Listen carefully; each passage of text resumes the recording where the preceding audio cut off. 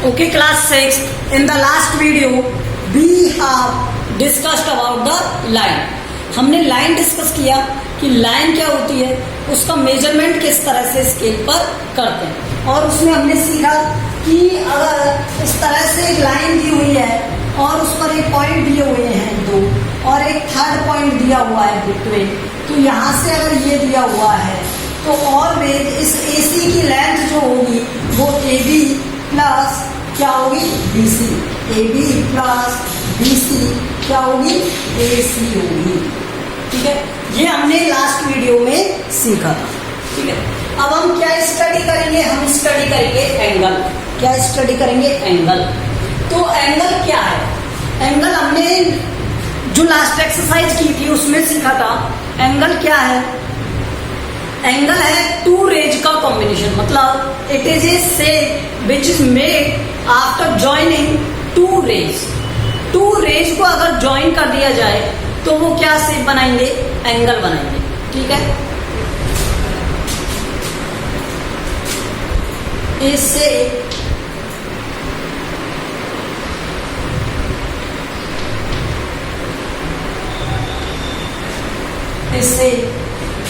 that is made of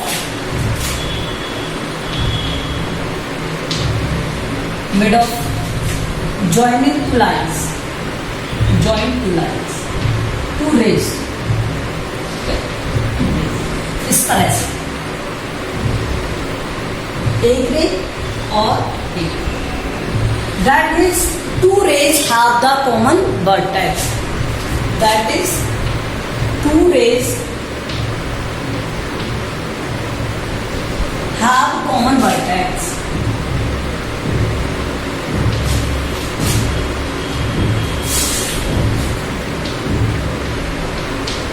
अब इसका nomenclature देखो।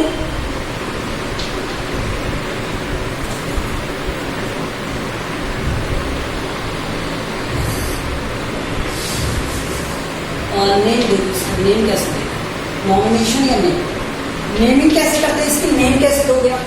इसे A, O और B है, तो मैं A से स्टार्ट करके B की तरफ जा सकता हूँ। ऑलवेज ध्यान रखना 3 पॉइंट्स होते हैं, 3 points A, O, B, 3 points होते हैं। ठीक है, फिर या फिर क्या कह सकता हूँ मैं इसे, इसका सेंट्रल एंगल है वो O, या फिर मैं क्या कह सकता हूँ यहाँ पर BOA, और क्या कह सकता हूँ BOA, और भी कुछ कह सकता हूँ क्या? हाँ, कह सकता हूँ। इनके मिडिल में मान लो मैंने कोई पॉइंट नेम दे दिया, जैसे 1 दे दिया, तो ये एंगल कौन सा हो गया? 1। तो मैं इसे क्या कह सकता हूँ? एंगल 1 भी कह सकता हूँ। तो इस तरह से 4 मेथड होते हैं नेम देने के।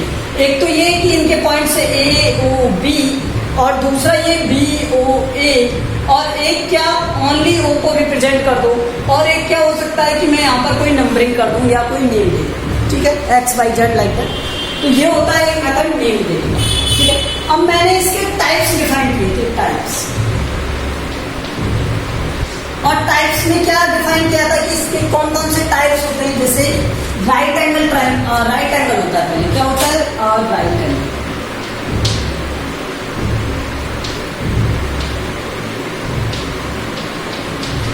An angle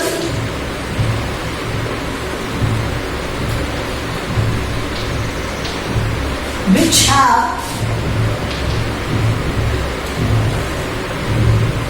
has measurement 90 degree, measurement 90 degree, 90 degree। तो एक ऐसा एंगल जिसका मेजरमेंट क्या हो? 90 डिग्री। और मैंने आपको बताया था कि इस तरह से ये कोई एंगल का रिप्रेजेंटेशन। अब आप कहेंगे सर ऐसे ही मिलेगा क्या? नहीं, ऐसे भी मिल सकता है। क्या सर ऐसे ही मिलेंगे? नहीं, ऐसे भी मिल सकता है। ये भी 90 डिग्री है। ठीक है, और भी मिल सकता है। किस तरह से? इस तरह से।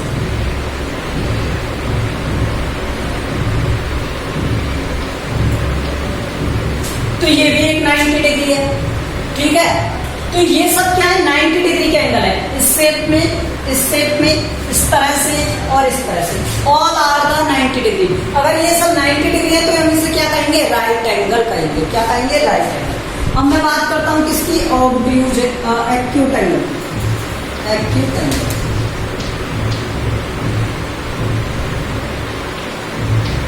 N angle that has major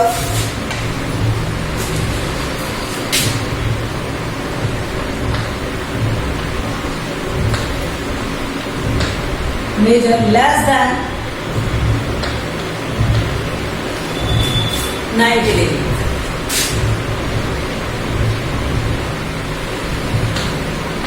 या फिर बिटवीन टू 0 and 90। ओके, तो 90 डिग्री से लेस देन, देखो ये एक लाइन है, अब 90 डिग्री तो ये था, तो इससे लेस देन क्या होगा, ये वाला होगा, मतलब इधर की तरफ। इस लाइन की तरफ ही अगर कोई एंगल झुक जाए, इस लाइन की बेस लाइन की तरफ ही कोई एंगल झुक जाए तो वो क्या होगा, एक्यूट होगा। तो यहां से इसे अरेंज करते हैं और ये क्या हो गया, एक्यूट एंगल। ठीक है, इस तरह से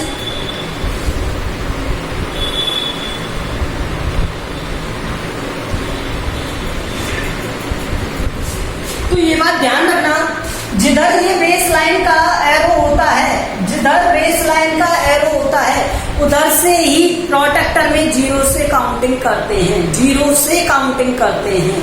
ठीक है, एंगल मेजर करने के लिए।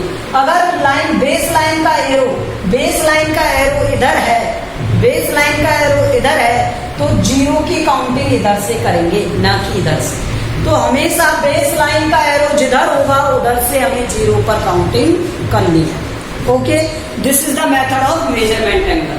Okay, now let's C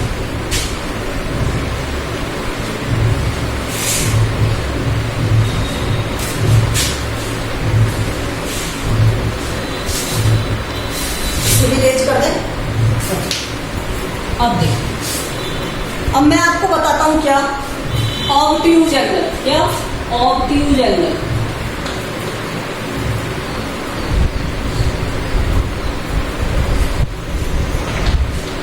an angle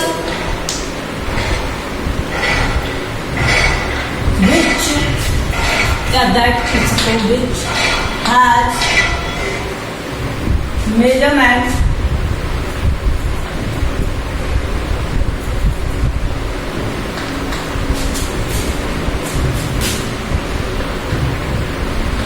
more than 90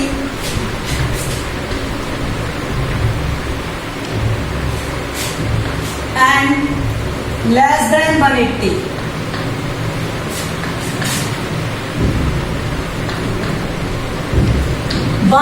से छोटा और 90 से बड़ा ऑलवेज क्या रहेगा, ऑब्ट्यूज। तो देखो मैंने आपको ये 90 बताया था इस तरह से। ठीक है, तो यहां से इससे बड़ा, तो बड़ा होगा तो इधर बड़े एंगल इधर बनेंगे ऑलवेज। ठीक है, इधर कब बनेंगे, इधर जब एरो होगा इसका इधर। ठीक है, तो ये हो गया क्या, ऑब्ट्यूज एंगल। ओके, अगर मान लो एरो इधर आ गया तो तब ये बनेगा इधर, इन दिस डायरेक्शन। ठीक है, ये हमेशा 90 से ग्रेटर होंगे। ओके, ऑब्ट्यूज के बाद स्ट्रेट।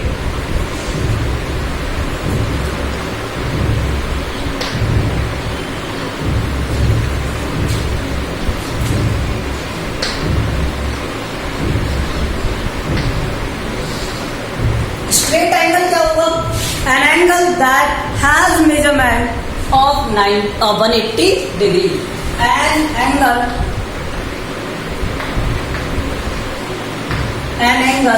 that has या which has measurement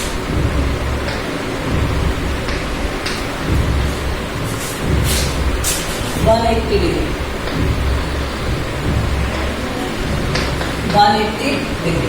और 180 डिग्री में जब भी बनेगा इस तरह से एक सेंटर पॉइंट बना लो और इस तरह से घुमा दो, तो एक स्ट्रेट लाइन बनेगी। क्या बनेगा, एक स्ट्रेट लाइन बनेगा। तो ये हो गया स्ट्रेट लाइन एंगल मेजरमेंट। उसके बाद ओके, तो स्ट्रेट एंगल, उसके बाद देखो क्या आता है, रिफ्लेक्स एंगल। क्या आता है, रिफ्लेक्स एंगल।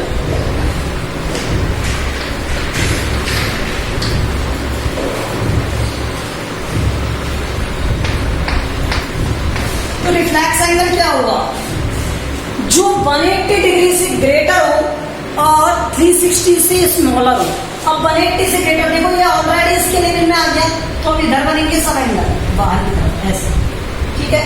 तो जो 180 डिग्री से ग्रेटर हो और 360 से स्मॉलर हो, वो क्या होगा, reflex angle. An angle that has measurement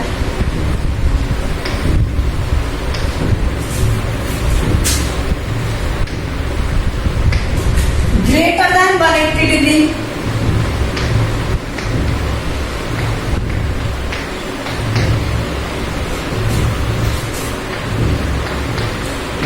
and less than 360.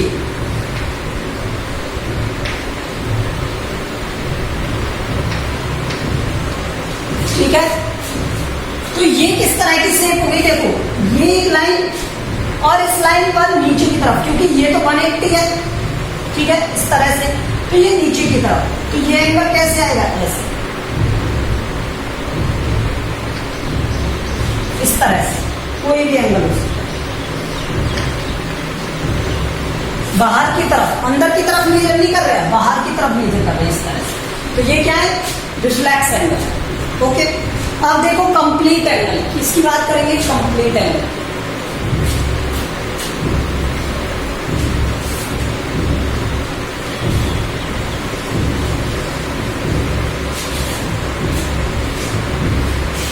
Complete angle,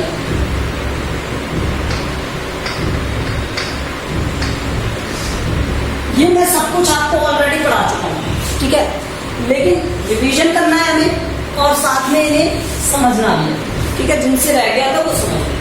तो कंप्लीट एंगल क्या होते हैं, कंप्लीट एंगल मीन्स एक राउंड कंप्लीट करोगे तो वो 360 बनाएगा, 180 और फिर वापस इस पर आ गए तो वो 360। जब आप 360 डिग्री का एक एंगल बना लेते हो तो वो होता है कंप्लीट एंगल, ठीक है। When an angle measure 360 degree,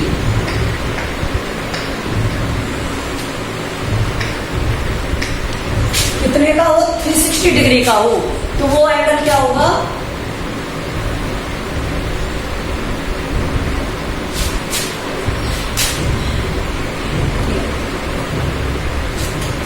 तो वो एंगल क्या होगा, 360 डिग्री का होगा, ठीक है, कंप्लीट एंगल होगा। अब उसके बाद देखो जीरो एंगल,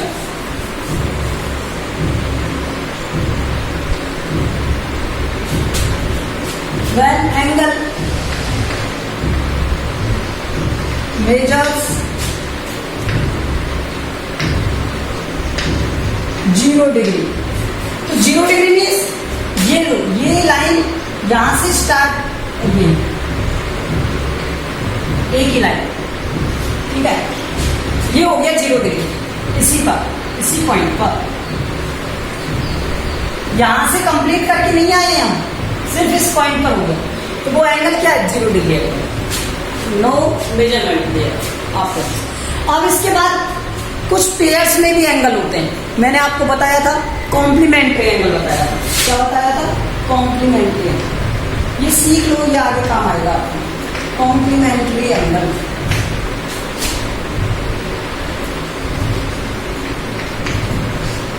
ये क्या होता है, अगर सम ऑफ टू एंगल्स का सम करने पर 90 आ जाए, तो sum of two angles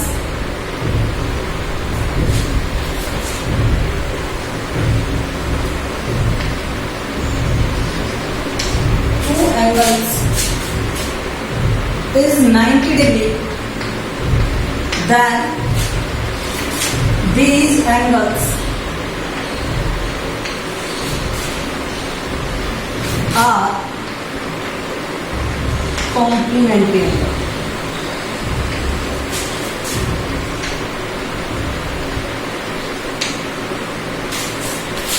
complementary angle.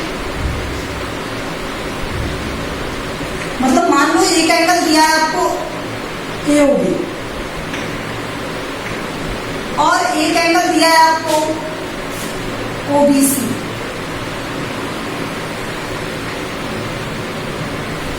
BOC,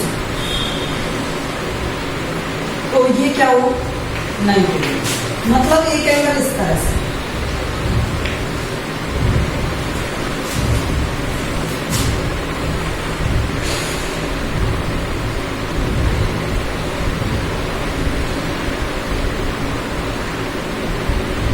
AOB और C। तो AOB और BOC इन दोनों एंगल्स का सम अगर 90 डिग्री हो जाए तो ये क्या होगा, कॉम्प्लीमेंट्री एंगल होगा। क्या होगा, complementary.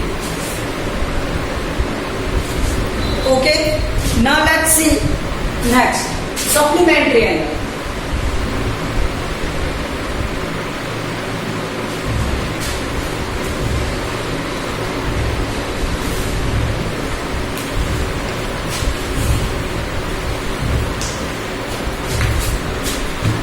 Supplementary angle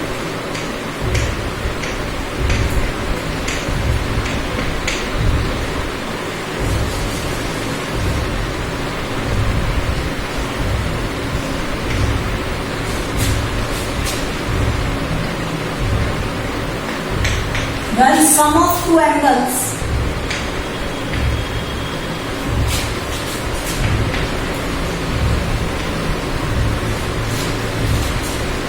is 180 degree, क्या हो जाए, 180 डिग्री हो जाए, then these angles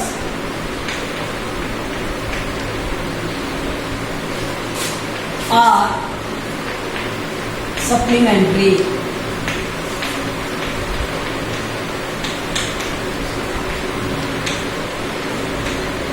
supplementary angle means supplementary angle में 180, और 180 क्या होती है, एक स्ट्रेट लाइन। तो मैंने एक लाइन बना दी, ये बनी, ठीक है, और इस पर दो एंगल बनाने, तो एक लाइन ड्रॉ कर दूं यहाँ पर, तो ये हो गई, ठीक है। अगर मैं इसे A, इसे O, इसे B और इसे C कह दूं, तो ये देखो, ये एंगल यहाँ पर पहले क्या था, एक 180 डिग्री था। यहाँ इस पॉइंट पर मैंने क्या किया, एक लाइन ड्रॉ कर दी, तो यहाँ से इन दोनों एंगल्स को, अब भी इस पॉइंट पर क्या बन रहा है, 180 बन रहा है।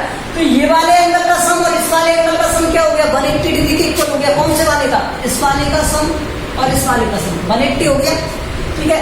तो एंगल AOB इस वाले का AOB और BOC इन दोनों का सम अगर 180 डिग्री है, तो ये दोनों एंगल क्या है, सप्लीमेंट्री एंगल है। क्या है, सप्लीमेंट्री एंगल। और एंगल मैंने आपको बताया था क्या, लीनियर पेयर एंगल। क्या बताया था, लीनियर पेयर एंगल। वैसे ये आपके अभी काम नहीं आएंगे, लेकिन बाद में आएंगे, लेकिन इन्हें आप लर्न करते जाओ। लीनियर पेयर एंगल, ठीक है, जिससे साबंध में आपको प्रॉब्लम नहीं आएगी। तो लीनियर पेयर एंगल क्या होता है, when sum of two angles is 180 degree. कोई भी ऐसे दो एंगल जिनका सम 180 डिग्री हो, वो क्या होगा, लीनियर पेयर एंगल होगा। तो supplementary angle linear pair angle होंगे, ऑलवेज होंगे, ठीक है। when sum of two angles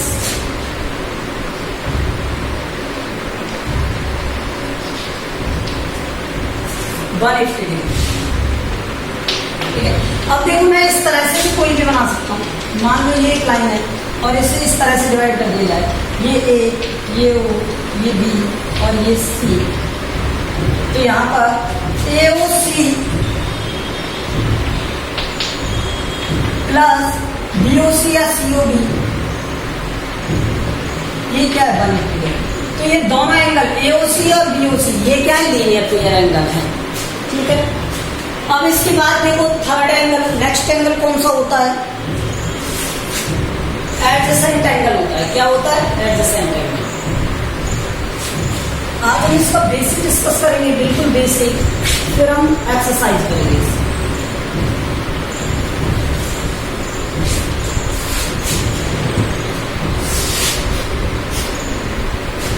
देखो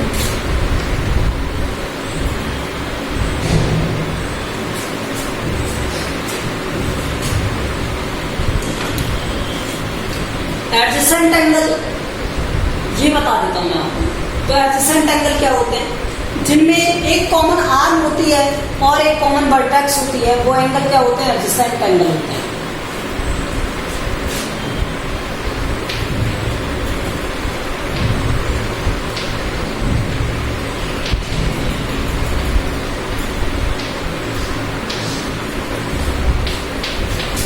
When two angles have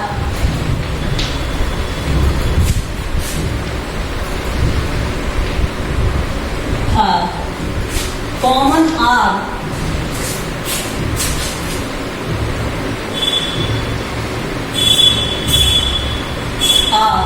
and common angle,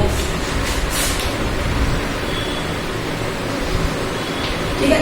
जब एक कॉमन आर्म और एक कॉमन एंगल हो, ठीक है, तो वो क्या होंगे, एडजेसेंट एंगल होंगे। ओके, इस तरह से। लेकिन ये दोनों एंगल इस कॉमन आर्म के अपोजिट साइड में बनने चाहिए, इस तरह से।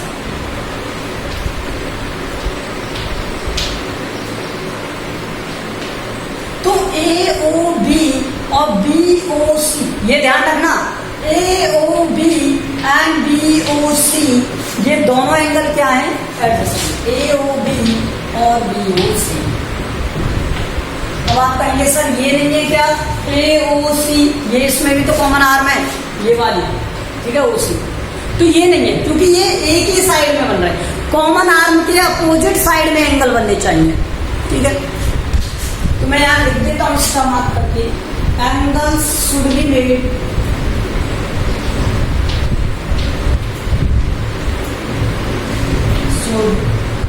make opposite side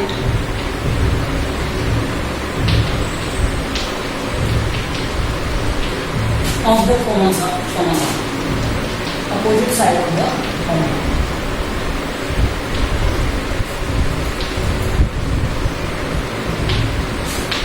तो कॉमन आर्म की अपोजिट साइड में बनने चाहिए, ठीक है।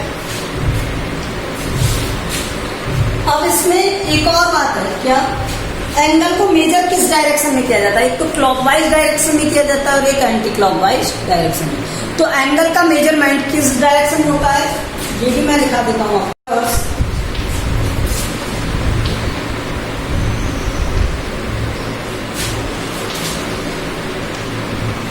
इन क्लॉकवाइज और एंटी क्लॉकवाइज डायरेक्शन।